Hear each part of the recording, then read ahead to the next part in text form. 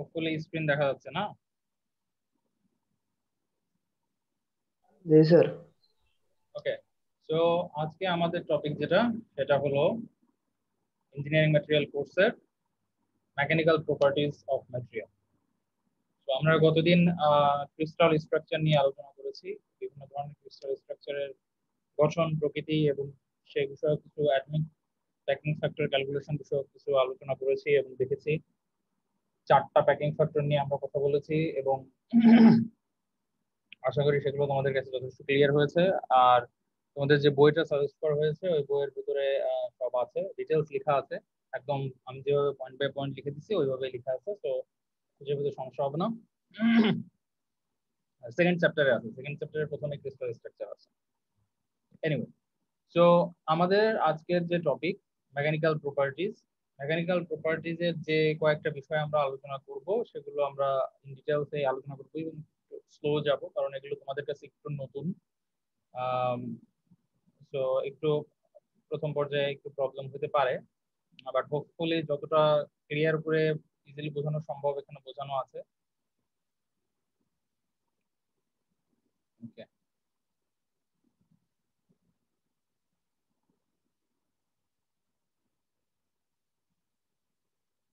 So এখানে আমরা কি কি শিখবো? আমরা মেকানিক্যাল প্রপার্টিজ বলতে আমরা যে দুটো জিনিসকে প্রায়োরিটি দিব সে দুটো জিনিস হলো, একটা হলো স্ট্রেস আর একটা হলো স্ট্রেন। সো এই স্ট্রেস এবং স্ট্রেন সম্পর্কে আমরা বিস্তারিত আলোচনা করব। ম্যাটেরিয়ালের ডিফর্মেশন সম্পর্কে আমরা আলোচনা করব, যে ম্যাটেরিয়ালের দুই ধরনের ডিফর্মেশন আছে, একটা হলো প্লাস্টিক ডিফর্মেশন আর একটা হলো ইলাস্টিক ডিফর্মেশন। তারপরে এর টাফনেস, ডাক্টিলিটি এবং হার্ডনেস সম্পর্কে আমরা জানবো। এটা তিনটা খুবই ইম্পর্টেন্ট ম্যাটেরিয়ালের প্রপার্টি এবং এগুলো কিভাবে মেজার করা হয় সে বিষয়েও আমরা ডিসকাস করব। সো স্ট্রেস আসলে কি, স্ট্রেস কি সেটা যদি আমরা জানতে চাই বা বুঝতে চাই তাহলে আমাদের একটা কমন গ্রাউন্ড লাগবে, যে আমাদের বেসিক আন্ডারস্ট্যান্ডিং অফ ফিজিক্স কতদূর পর্যন্ত। তো আমাদের কি লাগবে? আমাদের জানা লাগবে ফোর্স কি জিনিস, ফোর্স কিভাবে একটা ম্যাটেরিয়ালকে ডিফর্ম করে, অথবা ফোর্স একটা ম্যাটেরিয়ালের উপর অ্যাক্ট করলে সেটা আসলে ইফেক্টটা কি, এই বিষয়ে আমাদের বেসিক ধারণা থাকা লাগবে, যেটা অলরেডি তোমাদের আছে। তো আমরা এখানে একটা এক্সাম্পল কল্পনা করছি, ঠিক আছে? এক্সাম্পলটাকে আমরা কি বোঝাচ্ছি, যে দেখো একটা কেবলকে, এখানে যে কেবলটা দেখা যাচ্ছে এই কেবলটাকে একটা স্পিনিং হুইলে লাগিয়ে এটাকে টানা হচ্ছে, ঠিক আছে? তার মানে কি, এই কেবলটা অ্যাকচুয়ালি আন্ডার টেনশনে আছে, ঠিক আছে? It's under tension. সো এই রকমের যদি আমরা এই কেবলটার একটা সেকশন কল্পনা করি, যেটা ইনিশিয়াল লেন্থ হলো এল নট বা এল ও যেটাই বলো, আর এর cross sectional area, initial cross sectional area বা when we didn't apply the load, load apply করার আগ পর্যন্ত ক্রস সেকশনাল এরিয়া ছিল এ নট, ঠিক আছে? এখন আমরা এফ ফোর্স দিয়ে যদি দুই পাশে এটিকে টেনশন ফোর্স অ্যাপ্লাই করি বা এফ ফোর্স দিয়ে যদি দুই পাশে ধরে টানি, তাহলে এই কেবলের অবস্থা কি হবে? কেউ বলতে পারবা? স্যার এটার দৌড় বৃদ্ধি পাবে, লেন্থ বৃদ্ধি পাবে, লেন্থ বৃদ্ধি পাবে আর ডায়ামিটার কমে যাবে, ক্ষেত্রফল কমে যাবে, এবং এরিয়া কমবে, তাই না? ক্রস সেকশনাল এরিয়া অ্যাকচুয়ালি কমে যাবে। ফাইন।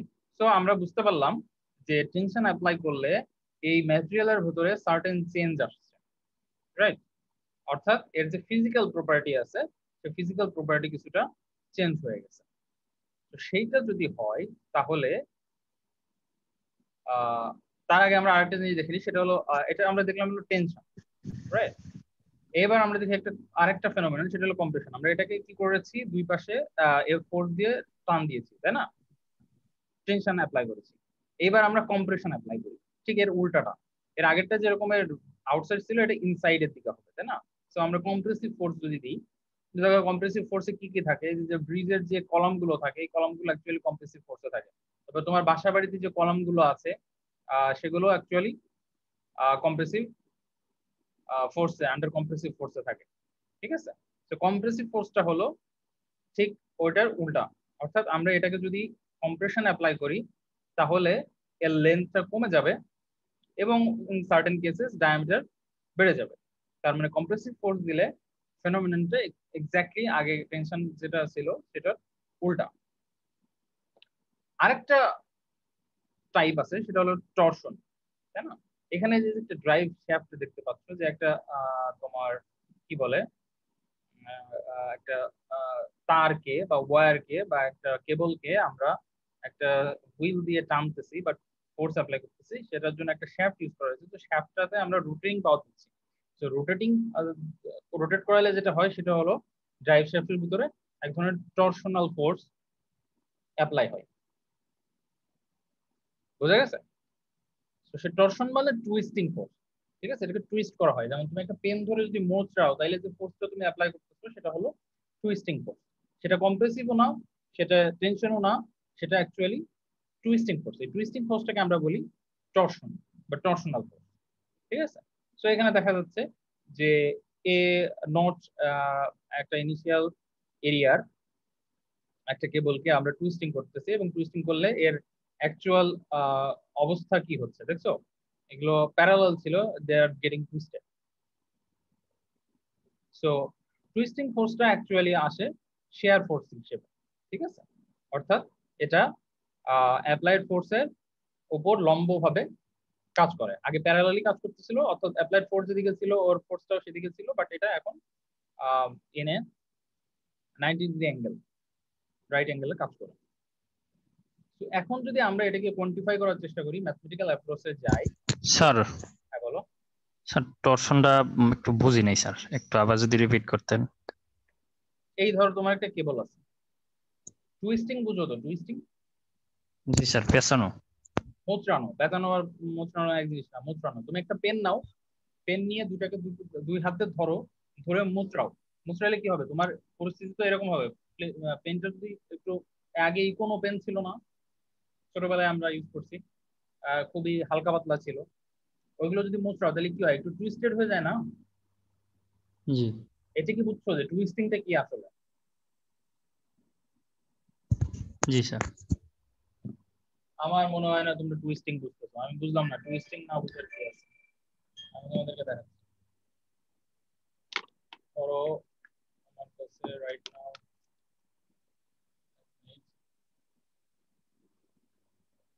ধরো এই একটা শ্যাফট আছে, রাইট?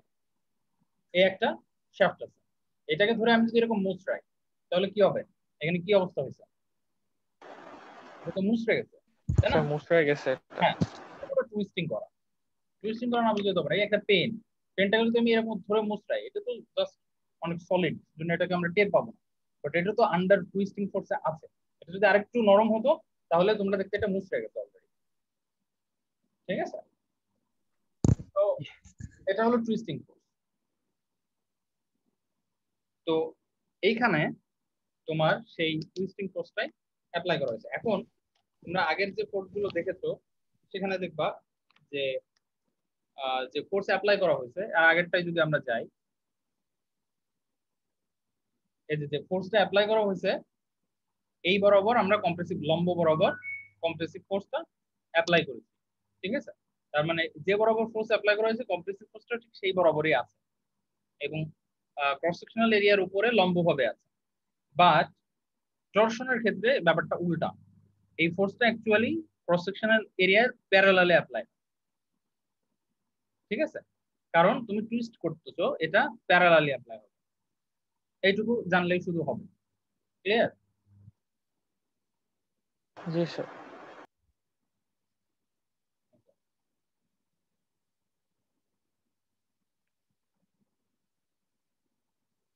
তো আমরা যদি এখন একটা জিনিস চিন্তা করি, সেটা হলো যে এটাকে যদি আমরা ম্যাথমেটিক্যাল ফর্মুলেশনের মাধ্যমে এক্সপ্রেস করতে চাই, আমরা স্যার এই জিনিসটা পিডিএফ কি দেওয়া হয়েছে আমাদের? এটার পিডিএফ আপলোড করা হয়েছে ক্লাসরুমে, পিডিএফটা আপলোড করা হয়েছে। যারা ইমেল পড়ো নাই তারা হোপফুলি এটা পাও নাই, যারা ইমেল পড়ছো তারা অলরেডি পেয়ে গেছে। এটা পেয়েছি। এক্স্যাক্টলি, ইমেল পড়লেই পাবা, ইমেল না পড়লে আসলে পাওয়া। জি স্যার, পাইছি স্যার। পাইছি স্যার। ওকে। সো টেনসাইল স্ট্রেসের যে বিষয়টা, তাই না, টেনসাইল স্ট্রেসটাকে আমরা ধরলাম সিগমা। ওকে, ফাইন। এখন তোমার একটা আমরা একটা সার্টেন অংশ কল্পনা করলাম একটা ম্যাটেরিয়ালের, যে ম্যাটেরিয়ালের ক্রস সেকশনাল এরিয়া হলো এ নট এবং দুই পাশে অ্যাপ্লাইড ফোর্স হলো এফ। যেহেতু এটা টেনসাইল ফোর্স, আমরা এটাকে এফ টি, একটা সাফিক্স এফ টি দিয়ে প্রকাশ করলাম। তো টেনসাইল ফোর্সটা কি হয়? টেনশন। তো এটা আউটার লেয়ারে কাজ করবে, মানে আউটার দিকে কাজ করবে। ধরো এটাকে ধরো দুই পাশে দুজন টানতেছে, so that is the force F T. সেটা যদি হয় তাহলে আমরা tensile force sigma equal to লিখতে পারি, sorry, tensile stress sigma equal to লিখতে পারি tensile force by initial area. এটা অবভিয়াসলি এবং অবশ্যই মনে রাখতে হবে যে স্ট্রেস ক্যালকুলেশনের ক্ষেত্রে আমরা সবসময় ইনিশিয়াল এরিয়াটা কাউন্ট করব, নট দ্য ফাইনাল এরিয়া। কারণ ধরো তুমি টেনশন অ্যাপ্লাই করার পরে এর এরিয়াটা কিন্তু কমে যাবে। যদি শ্যাফট হয় তাহলে এরিয়াটা কমে যাবে, ওই কমা এরিয়া আমার লাগবে না, আমার অ্যাকচুয়ালি দরকার হলো অ্যাপ্লাইয়ের আগে। এই জন্য এ নট দিয়ে প্রকাশ করা হয়েছে, এর নিচে একটা জিরো দেওয়া হয়েছে, তার মানে যখন ফোর্স জিরো তখন এর এরিয়াটা কত ছিল সেটা অ্যাকচুয়ালি আমার লাগবে। তো sigma, tensile stress sigma equal to tensile force divided by initial area. ঠিক আছে? আচ্ছা, এরপরে আছে শিয়ার স্ট্রেস, রাইট? তো আমরা দেখছি টেনসাইল এরিয়া এবং টেনসাইল ফোর্স এবং কম্প্রেসিভ ফোর্স সারফেসের উপর উলম্বভাবে কাজ করে, লম্বালম্বি ভাবে কাজ করে। বাট শিয়ার ফোর্স যেটা আছে বা টুইস্টিং ফোর্স বা এই টাইপের যে ফোর্স গুলো আছে সেগুলো অ্যাকচুয়ালি অ্যাপ্লাইড এরিয়ার প্যারালালি কাজ করে। ঠিক আছে? তার মানে এটা ফোর্সের ডিরেকশনটা দেখো দেখানো হয়েছে, এটা হলো ফোর্সের ডিরেকশন, শিয়ার ফোর্সের direction, initial area A not. ঠিক আছে? তাহলে সেখান থেকে আমরা শিয়ার স্ট্রেস পেতে পারি tau equal to F S by A not.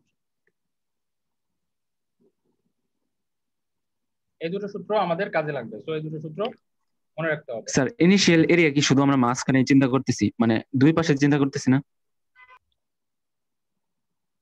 আচ্ছা, এটার এরিয়া এইখানে যা আছে এখানে কি আলাদা আছে? না স্যার, তাহলে তোমার মাঝখানের এরিয়া কল্পনা নিলেই কি আর বাইরের এরিয়া? কারণ আমরা তো স্যার মানে ওই যে টান দিয়ে মানে ফোর্স প্রয়োগ করতেছি, এই জন্য বললাম আর কি। সেজন্য তো বলা হয়েছে যে A naught is original area before loading.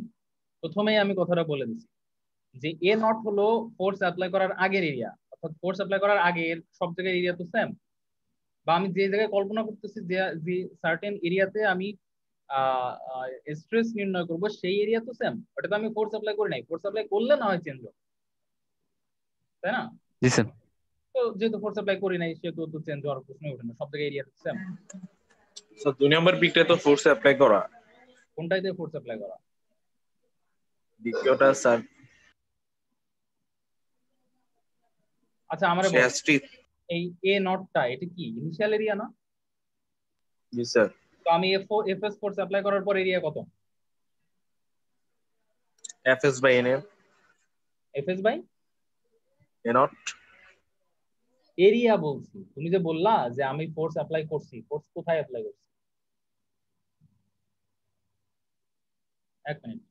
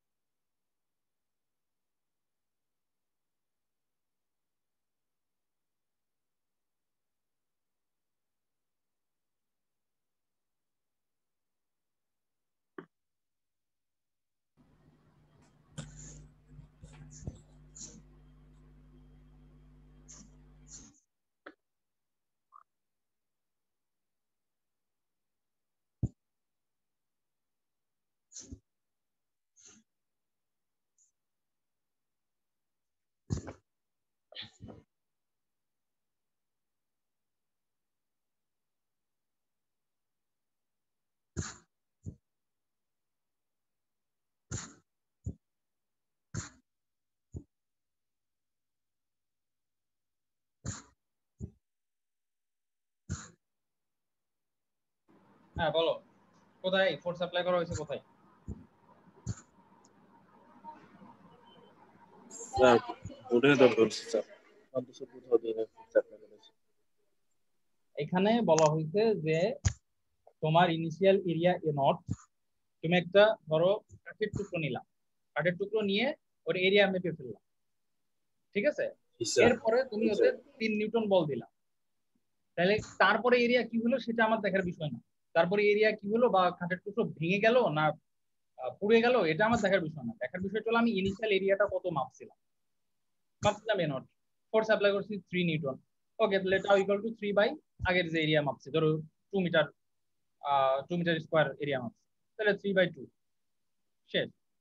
এরপরে অ্যাপ্লাই করার পরে এরিয়া কি হলো আমার এটা কনসার্নের বিষয়। ও আচ্ছা স্যার। আচ্ছা, এরপরে আরেকটা ব্যাপার আছে, সেটা হলো স্ট্রেন, ঠিক আছে? সো এই স্ট্রেনটা কি? স্ট্রেনটা হলো আমরা আগেই দেখেছি যে কোনো একটা কেবলে বা কোনো একটা বস্তুতে বা ম্যাটেরিয়ালে যদি আমরা ফোর্স অ্যাপ্লাই করি তাহলে সেটা ডিফর্ম হয়। তো টেনসাইল স্ট্রেসের ক্ষেত্রে আমরা জানি, বা টেনসাইল ফোর্স যদি অ্যাপ্লাই করি আমরা সেক্ষেত্রে আমরা জানি যে এর লেন্থ বদলে যায়, ঠিক আছে? সো টেনসাইল স্ট্রেনটা হলো যেটুকু লেন্থ চেঞ্জ হচ্ছে সেটাকে আমরা ইনিশিয়াল লেন্থ যা ছিল তা দিয়ে ভাগ করি, তাহলে আমরা টেনসাইল স্ট্রেনটা পাই। টেনসাইল স্ট্রেন হলো ফোর্স অ্যাপ্লাই করার পরে change of length divided by initial length, ঠিক আছে? সো এখানে আমরা দেখাচ্ছি, দেখো যে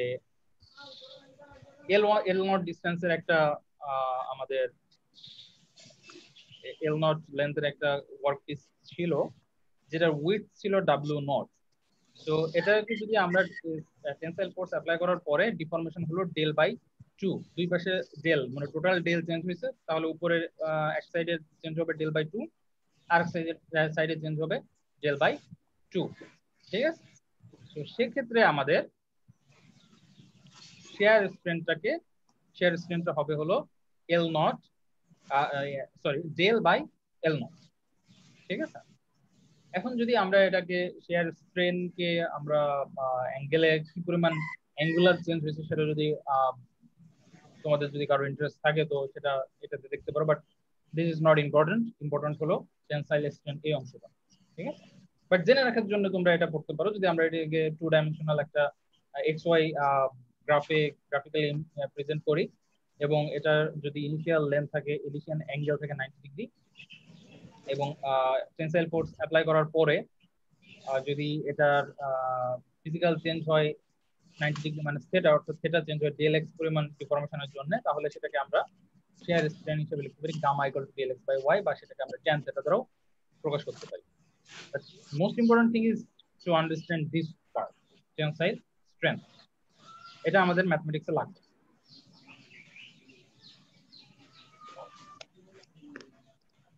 স্ট্রেন সবসময় ডাইমেনশনলেস, এটা মনে রাখবা, কারণ এই যে ডিফরমেশন, এই ডিফরমেশনটা অ্যাকচুয়ালি তোমার মিটার বা সেন্টিমিটার বা মিলিমিটার এককে থাকবে, আর নিচে যে এল নট সেটাও মিটার বা সেন্টিমিটার এককে থাকবে। সো এককটায় আসলে কাটাকাটি হয়ে যাবে, সো এটা অলওয়েজ ডাইমেনশনলেস।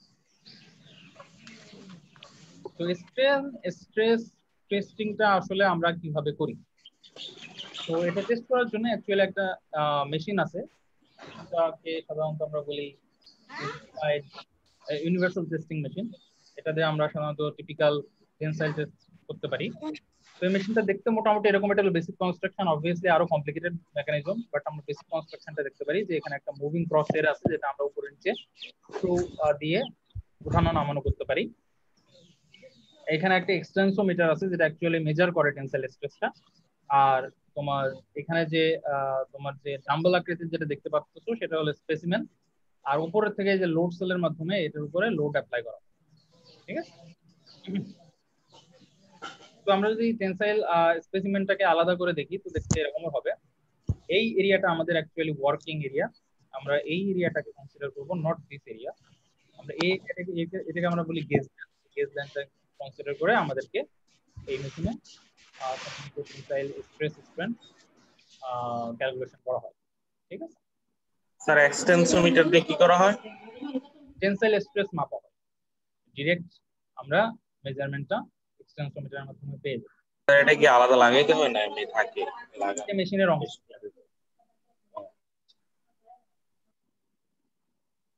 আচ্ছা, এরপরে স্ট্রেস স্ট্রেন কার্ভ যদি আমরা দেখি যে কি পরিমাণ ফোর্স দিলাম আর কি পরিমাণ ডিফর্মেশন হলো, ঠিক আছে, এটাকে আমরা বলি ফোর্স ডিসপ্লেসমেন্ট কার্ভ। তো দেখো, ইলাস্টিক এবং প্লাস্টিক ডিফর্মেশনটা আমরা পরে দেখবো, বাট জাস্ট মনে রাখো যে ইলাস্টিক ডিফর্মেশনটা কোথায় ছিল আর প্লাস্টিক ডিফর্মেশনটা কোথায় ছিল, ঠিক আছে। সো আমরা দেখবো যে এর যখন আমরা যত ফোর্স বেশি অ্যাপ্লাই করবো এর ডিফর্মেশনটা তত হবে, এবং সার্টেন লিমিট পর্যন্ত এটা আসলে প্রপোর্শনাল থাকে, বাট তারপরে থেকে এটা আর কোনো প্রপোর্শন বা রুল ফলো করে না, জাস্ট ফেইল, ঠিক আছে। আমরা যদি স্ট্রেন কার্ভটাও দেখি, স্ট্রেন কার্ভটাও দেখি, তো সেক্ষেত্রে আমরা দেখতে পারি যে it's quite similar deformation by force, যেহেতু দেখো এদের সূত্রটাও বেসিক্যালি সিমিলার। তো সেক্ষেত্রে আমরা দেখি যে স্ট্রেন বাড়াইলে স্ট্রেস বাড়তে থাকে, এবং একটা সার্টেন লিমিট পর্যন্ত ইলাস্টিক লিমিট ক্রস করার পরে এটা ডিফর্ম করা শুরু করে। তো এটা আরো বেটার বুঝবা তোমরা যখন ইলাস্টিক এবং প্লাস্টিক জিনিস ব্যাপারটা বুঝতে পারবে তখন। সো এটা জাস্ট এখন মনে রাখো, এটা সামনে ক্লিয়ার হবে, ঠিক আছে। তো সিগমা ইকুয়াল টু আমরা জানি ফোর্স বাই এরিয়া, আর স্ট্রেন ইকুয়াল টু আমরা জানি delta by L naught, change of deformation বা চেঞ্জ অফ লেন্থ অথবা ভলিউম যেটাই হোক বা ইনিশিয়াল লেন্থ। এখন আমরা আসি যে ইলাস্টিক ডিফর্মেশনটা আসলে কি, এখানে হচ্ছেটা কি, ঠিক আছে।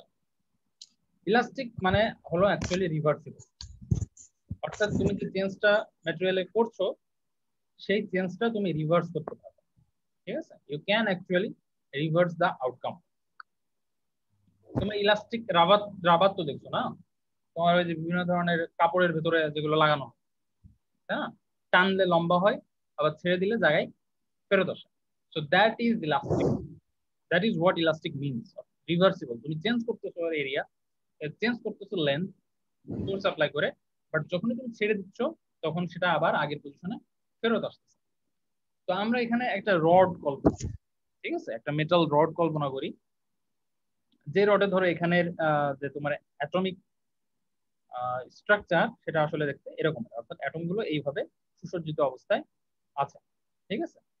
এখন যদি আমরা এটাকে এফ ফোর্স অ্যাপ্লাই করি তাহলে কি হবে,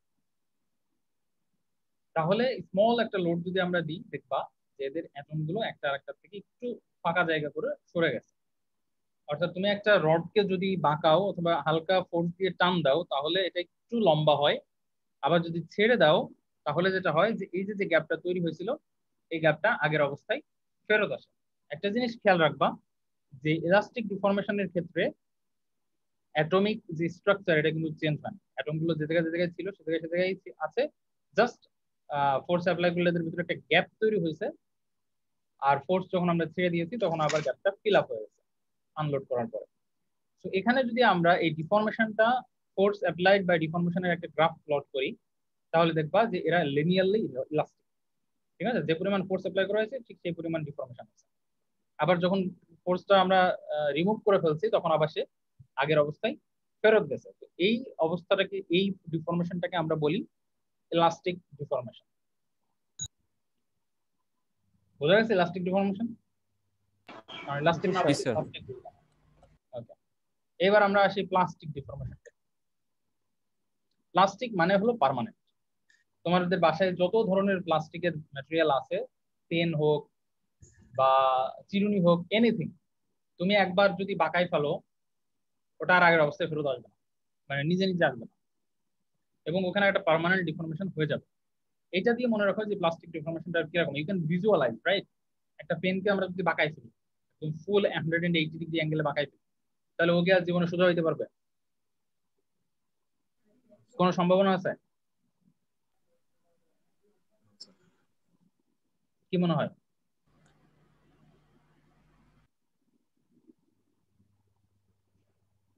তোমরা কি আছো নাকি? স্যার আরেকবার রিপিট করবেন স্যার, কথাটা বুঝতে পারিনি। বুঝতে পারিনি স্যার কথা। ধরো তোমাদের বাসায় প্লাস্টিকের পেন আছে, তো তোমাদের সবার প্লাস্টিকের পেন আছে, রাইট? স্যার প্লাস্টিকের পেন কলম। জি স্যার। জি স্যার। এবার ওটাকে যদি আমি বাঁকাই 180 ডিগ্রি অ্যাঙ্গেলে বাঁকিয়ে বা 90 ডিগ্রি অ্যাঙ্গেলে বাঁকাই, এবং এরপরে যদি ছেড়ে দিই, ও কি আগের অবস্থায় ফেরত আসবে? না স্যার। না স্যার স্যার। হালকা ফেরত আসবে। হালকা ফেরতের কথা বলতেছেন, আগের যা এক্স্যাক্টলি আগে যা ছিল সেটা আমরা ফেরত পাবো কিনা? এক্স্যাক্টলি আসবে না। আসবে না। তার মানে কি, ও ডিফরমেশনটা এমন ভাবে হয়ে গেছে যেটা পার্মানেন্ট, ঠিক আছে, ও পার্মানেন্টলি ডিফর্মড হয়ে গেছে। তো এই ধরনের ডিফরমেশনটাকে, মানে প্লাস্টিকের যে ধরনের ডিফরমেশন হয় সেটাকে আমরা বলি প্লাস্টিক ডিফরমেশন। তো ব্যাপার হলো এই প্লাস্টিক ডিফরমেশনটা শুধুমাত্র প্লাস্টিকে হয় ব্যাপারটা তা না, এটা মেটালেও হয়, ঠিক আছে। সেজন্য একটা সার্টেন অ্যামাউন্টের ফোর্স অ্যাপ্লাই করা লাগে। সো আমরা সেটাই বলি। So this is the initial case, right? Initially তোমার প্লাস্টিকে, তোমার মেটাল রডে আমরা যেটা মেটালের কথা চিন্তা করতেছি, সেটা ইনিশিয়াল অবস্থায় অ্যাটম গুলো এরকম সজ্জিত অবস্থায় ছিল। এরপরে আমরা একটা সার্টেন, স্যার ওই যে ইলাস্টিক ডিফরমেশনে যে একটা যে কথা বললেন যে এটমের পরিবর্তন হয় না স্যার, ফোর্স প্রয়োগ করলে স্যার ওইখানে তো স্যার মানে এটম তো সইরই জায়গা, তাহলে তো স্যার পরিবর্তনই হইলো। আমি বলতেছি অ্যাটমের অর্ডার বা স্ট্রাকচার। এই যে অ্যাটম এখানে কয়টা ছিল? একটা, দুইটা, তিনটা, চারটা। এখানে কয়টা আছে? একটা, দুইটা, তিনটা, চারটা। এখানে তিনটা হয়ে গেছে, তিনটা হয়ে একটা এখানে উপরে সরে উঠে গেছে না, শুধু এখানে যে ইন্টারমলিকুলার structure স্পেস ছিল, বেড়ে যায়। আলাদা আছে?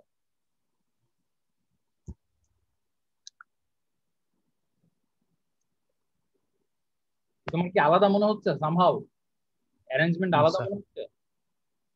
না স্যার। মনে হচ্ছে না। অ্যারেঞ্জমেন্ট আলাদা হলে কেমন দেখা যায় আমরা এখন দেখব। এই হলো তোমার আলাদা হয়েছে।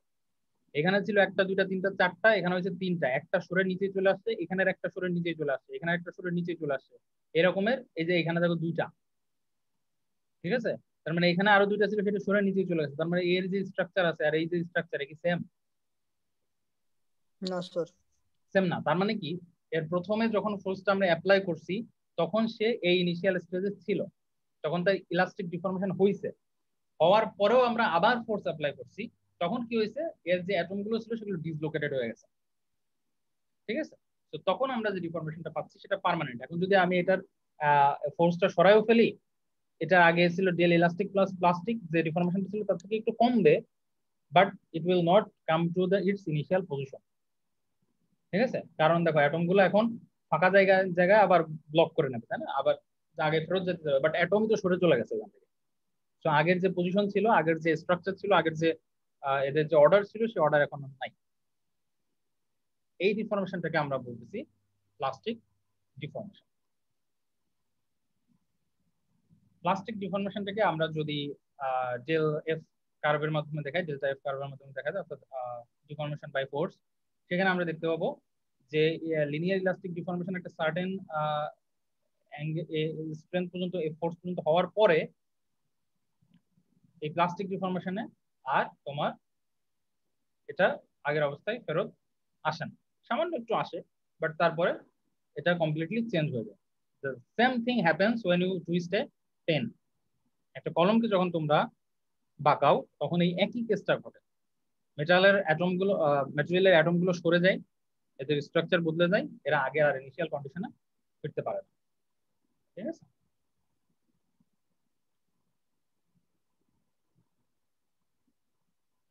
আচ্ছা, লিনিয়ার ইলাস্টিক প্রপোর্শন তোমরা আগেও এটাকে পড়েছো।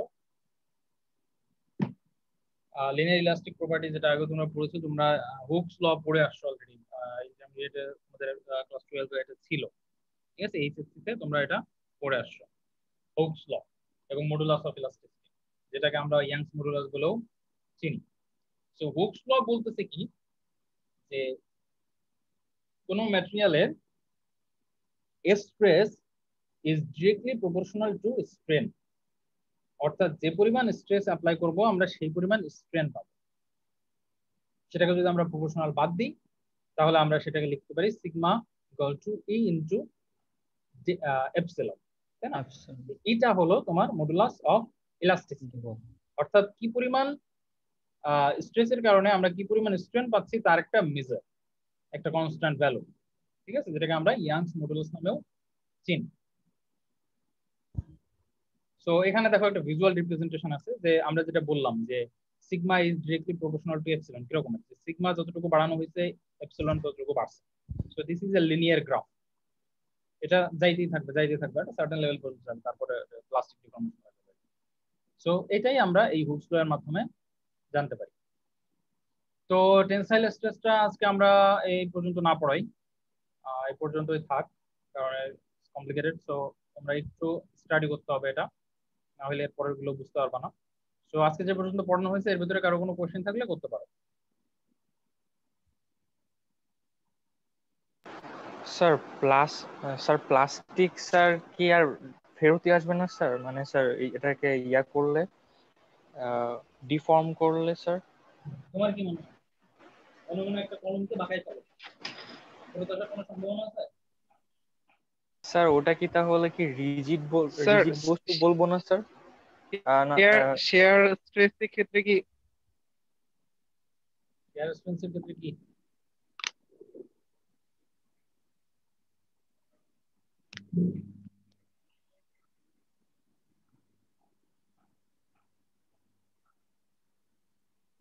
স্যার শেয়ার স্ট্রেনটা যদি আরেকবার দেখা দেন একটু। দেখো এখানে কি আছে, এটার একটা পেনের কি ক্যাপ, রাইট? জি স্যার। তাই না? প্লাস্টিক নামটা আসছে, তো প্লাস্টিক ডিফর্মেশন নামটা আসছে প্লাস্টিক যেভাবে ডিফর্ম করে তার উপরে। তো আমি এর এটাকে বাঁকাইলাম, ঠিক আছে? এবার যদি ছেড়ে দিই, এটা কি আগের অবস্থায় ফেরত আসছে? জি না স্যার। কিন্তু পার্মানেন্টলি ড্যামেজ। এটা আমি ইচ্ছে করলেও আগের অবস্থায় নিয়ে যেতে পারবো না, কোনোভাবেও যাবে না, তাই না?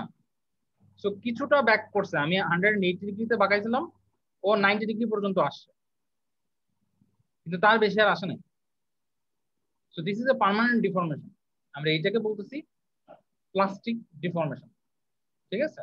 আর তুমি একটা রাবার, যেগুলো সাপোজ তোমাদের প্যান্টের ভিতরে যে রাবার গুলো থাকে, অথবা তোমরা কাপড়ের ভিতরে যে অনেক সময় কলার ইউজ করে বা হাতা ইউজ করে, এগুলো যে ইলাস্টিক রাবার গুলো থাকে লম্বা, ওগুলো একটা টানো, তোমার যতদূর ইচ্ছা টানো, ট্রেনে ছেড়ে দাও, তাহলে কি হবে?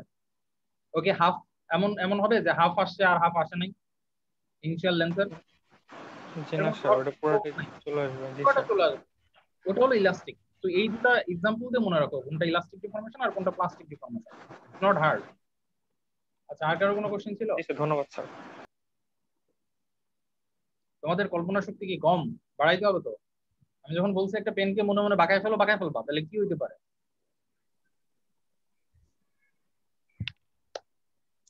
ওকে, নেক্সট কে আছে? নেক্সট কার প্রশ্ন?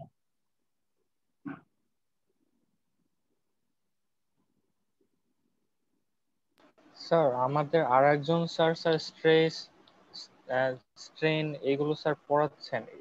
এটা কি স্যার ইঞ্জিনিয়ারিং স্ট্রেস স্যার কোন স্ট্রেন? স্যার পড়াচ্ছেন? আরেকজন কোন স্যার? স্যার আরেকজন স্যার কোন sir subject? Sir Mahfuz sir পড়াইতেছিল। Sir Mahfuz sir. Mahfuz engineering ম্যাটেরিয়ালের। এর আগে কি পড়াইছে ও? স্যার স্ট্রেস স্ট্রেন স্যার পড়াচ্ছেন স্যার। উনি স্যার হুকস ল পর্যন্ত পড়াইছেন, কিন্তু স্যার আপনার এটা দেখলাম স্যার ইঞ্জিনিয়ারিং স্ট্রেস আর স্ট্রেন। আমরা স্ট্রেস স্ট্রেন বলতে ইঞ্জিনিয়ারিং স্ট্রেস স্ট্রেনই বুঝবো সবসময়। আচ্ছা হ্যাঁ, ওর আছে, ওর স্ট্রেস স্ট্রেন রিলেটেড কিছু ব্যাপার আছে, কিন্তু ওটা হলো তোমরা ওখানে বিভিন্ন টাইপের স্ট্রেস এবং স্ট্রেস রিলেটেড কিছু ম্যাথ ট্যাথ এগুলো পড়বা, ঠিক আছে? কিন্তু আমার অংশে যেটা আছে সেটা হলো প্রপার্টি। স্যার দুইটা স্ট্রেস আলাদা না? কোন দুইটা স্ট্রেস? সে যেটা পড়াইতেছে আর আমি যেটা পড়াইতেছি এটা হ্যাঁ হ্যাঁ স্যার। এটা আলাদা না, ইটস দ্য সেম থিং। সে যেটা পড়াইছে তাতে সূত্র লেখা ছিল না? জি স্যার, লেখা ছিল। Same thing. তবে এটা হলো আমি পড়াচ্ছি মেটালের প্রপার্টি হিসেবে, ম্যাটেরিয়ালের প্রপার্টি হিসেবে, ঠিক আছে? আর ও যেটা পড়াবে সেটা হলো ওইটার রিলেটেড ম্যাথ ট্যাথ এগুলো আছে, আর বহুত কিছু আছে রিলেটেড, সেগুলো আর কি তোমরা ওখান থেকে পড়বা। বাট সেম থিং, পড়ো, দুইবার পড়ো, সমস্যা কি? ধরো ও যদি পড়াই থাকে, সাকিব স্যার তোমাদের যদি পড়াই থাকে, তাহলে তো আরো এখানে তো আরো ভালো বুঝতে বুঝতে পারার কথা। তবে প্লাস্টিক ডিফর্মেশন, ইলাস্টিক ডিফর্মেশন এগুলো সে পড়াবে না, তার সিলেবাসে নাই। সো ওটা পড়ানোর জন্য আবার আমার এই অংশটা জানা লাগবে। তো আমি তো জানি না যে তোমরা ওটা পড়ছো কি না পড়ছো, সো আমি এটা পড়াই দিলাম, ঠিক আছে? জি স্যার।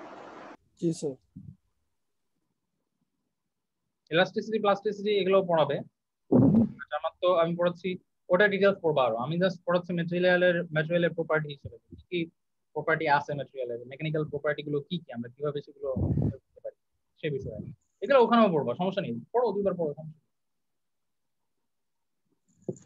একই তো সাবজেক্ট, একই সাবজেক্টে ওভারল্যাপ করানো। মানে স্যার টেনজাইল স্ট্রেচের ক্ষেত্রে স্যার উল্লম্ব ভাবে কাজ করার কারণটা কি স্যার? কারণ ফোর্স দিচ্ছ তুমি উলম্ব ভাবে, ফোর্সের উপর ডিপেন্ড করতেছে। ফোর্স যে বরাবর দিবা সেই বরাবর ফোর্স কাজ করবে, এটি তো স্বাভাবিক না? সে স্যার ওইটা স্যার প্যারালাল ভাবে দিলে হইতো না? প্যারালাল ভাবে ফোর্স তো দেওয়া হয়েছে, তখন সেটাকে আমরা বলতেছি শিয়ার ফোর্স। অর্থাৎ ফোর্স যদি কোনো ম্যাটেরিয়ালের প্যারালালি দেওয়া হয় ক্রস সেকশনাল এরিয়ার, তাহলে সেটা হলো শিয়ার ফোর্স। আর যদি লম্বভাবে দেওয়া হয় তাহলে সেটা হয় টেনসাইল, না হয় কম্প্রেসিভ, সেটা হলো ডিরেকশনের উপর ডিপেন্ড করবে। ঠিক আছে?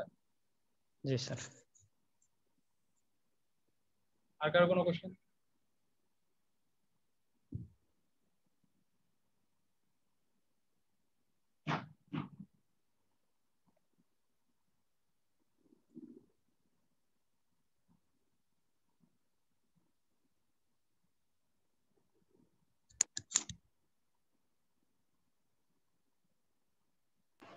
স্যার আজকে স্যার এতটুকু পর্যন্তই থাক স্যার।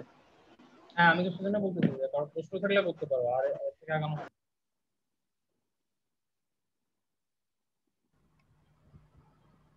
স্যার বন্ডের স্ট্রাকচারগুলো তো স্যার সম্পূর্ণ ফোর্সের উপর নির্ভর করে, তাই না? কিসের? ফোর্সের উপরে স্যার, কোন দিক থেকে ফোর্স দিতেছি সেটার উপর নির্ভর করে না? কোনটা কি ডিপেন্ড করে স্যার? যে বন্ডের স্ট্রাকচার স্যার, যে প্লাস্টিক। হ্যাঁ, ডিফরমেশন কোন টাইপের হবে সেটা ফোর্সের উপর ডিপেন্ড করে। কোন সব ম্যাটেরিয়ালে সার্টেন ফোর্স পর্যন্ত প্লাস্টিক এবং ইলাস্টিক বিহেভিয়ার প্রদর্শন করে। তাহলে স্যার যদি নিচের থেকে টান দেওয়া হয় তাহলে স্যার 4টা জায়গায় 3টা এসে পড়বে। মানে এটা হলো একটা রাফ রিপ্রেজেন্টেশন। 3টা না এসে 10টাও আসতে পারে, 10টার জায়গায় 5টা আসতে পারে, 5টার জায়গায় একটা হয়ে যাইতে পারে। You don't know, but that is a rough estimation, একটা প্রেজেন্টেশন যে কিভাবে আসলে অ্যাটমিক স্ট্রাকচারটা চেঞ্জ হওয়ার কারণে এটা প্লাস্টিক বা ইলাস্টিক হচ্ছে বা কেন হচ্ছে। ঠিক আছে? এটার কোনো কাউন্ট নাই। তুমি কি অ্যাটম কাউন্ট করবা বসে বসে কোনো ম্যাটেরিয়ালের ভিতরে? না স্যার। এটা 10 স্যার কিছু কিছু প্লাস্টিক তো ফোর্স দিলে ভেঙে যায়, তখন স্যার পুরোপুরি ভেঙে যায়। পুরোপুরি ভেঙে গেছে কারণ হলো সেটা প্রথমে প্লাস্টিক ডিফর্মেশন হয়েছে, সরি প্রথমে ইলাস্টিক ডিফর্মেশন হয়েছে, তারপরে প্লাস্টিক ডিফর্মেশন হয়েছে, তারপরে রাপচার হয়েছে। রাপচার আমরা পরে দেখবো। আমাদের এই যে আজকে যে পর্যন্ত পড়ানো হয়েছে পুরোপুরি বাংলা অসহ বলে নাকি কি জানি একটা আছে, এই যে পুরোপুরি ভাঙলে ওটা রিজিড হয়ে যায় যদি ইয়া না করতে পারি। এখানে দেখো এই প্লটে আমরা দেখবো যে স্ট্রেস স্ট্রেন কার্ভে এটা হলো প্লাস্টিক ইলাস্টিক ডিফর্মেশন, রাইট? এই যে তোমার মেটালের পিসটা আছে, দেখো কিরকম অবস্থায় আছে। এটা সার্টেন স্ট্রেংথে যে এই পয়েন্টে যে দেখো এটা লম্বা হয়ে গেছে, রাইট? এরপরে যদি আমরা আরো ফোর্স অ্যাপ্লাই করি, এর স্ট্রেংথ যদি আরো বাড়াই, তাহলে দেখো মাঝখানের থেকে ডিফর্ম হওয়া শুরু করছে, পার্মানেন্ট ডিফর্মেশন। ঠিক আছে? এবং এই একটা সার্টেন ফোর্স অ্যাপ্লাই করার পরে দেখো এখান থেকে ভেঙে গেছে। এটা হলো ফ্র্যাকচার বা আলটিমেট স্ট্রেংথ বলে। সো কোনো ম্যাটেরিয়ালের আলটিমেট স্ট্রেংথ তুমি হাত দিয়েই নিয়ে যেতে পারবা। যেমন প্লাস্টিকের ক্ষেত্রে বলতে জোরে ফোর্স দিলে তো ভেঙে যায়, কারণ ওর হলো আলটিমেট স্ট্রেংথটা কম, অনেক কম স্ট্রেংথে ভেঙে যায়। তুমি হাত দিয়ে তুমি একটা মেটাল ভাঙো তো পারবা? একটা মেটাল রড পারবা না, কিন্তু মেশিন দিয়ে কিন্তু ঠিকই ভাঙা যাবে। তার মানে ওর যে আলটিমেট স্ট্রেংথ সেটা আরো বেশি, সেটা ফোর্স অ্যাপ্লাই তুমি করতে পারবা না, বাট মেশিনে করতে পারবে। ঠিক আছে? ব্যাপারটা হলো এই। ও তুমি তো ওইটা বোধহয় গ্রাফটা মনে হয় দেখো নাই, শেয়ার দেওয়া ছিল না। আচ্ছা আমি দেখাচ্ছি, সেটা তো বলবা যে সব দেখা যাচ্ছে না।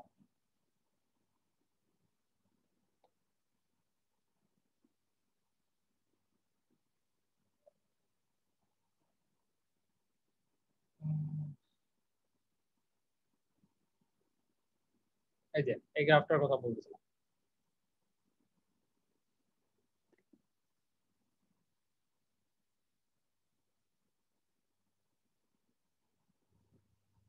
এই যে এখানে কি হয়েছে দেখো, এই যে দেখা যাচ্ছে, এখন দেখা যাচ্ছে।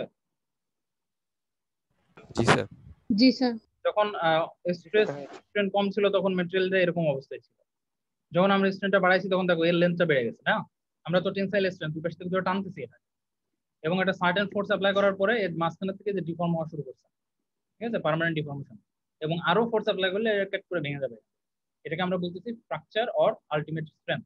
তো এই আলটিমেট স্ট্রেংথটা প্লাস্টিকের ক্ষেত্রে কম, প্লাস্টিক বা এই টাইপের ম্যাটেরিয়ালের ক্ষেত্রে কম, কিন্তু রড বা অন্যান্য মেটালিক ম্যাটেরিয়ালের ক্ষেত্রে অনেক বেশি।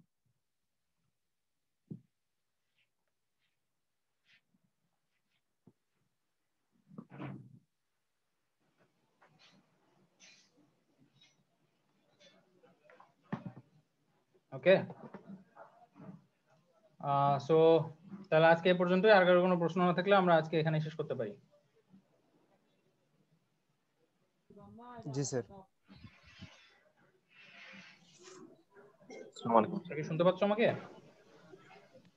জি স্যার, শুনতে হচ্ছে স্যার।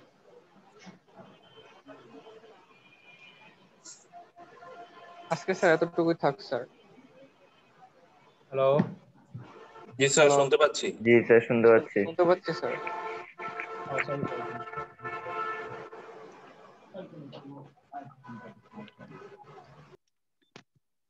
ওকে, এখন তোমাদেরকে আশা করি শুনতে পাবো। তো আগের কোনো প্রশ্ন? না স্যার। ওকে, প্রশ্ন না থাকলে আজকে পর্যন্ত। আর আজকেও আমি দেখতেছি অনেক ইমেল না পড়ে চলে আসছে, তো এটা আসলে তোমরা ইমেল পড়বা।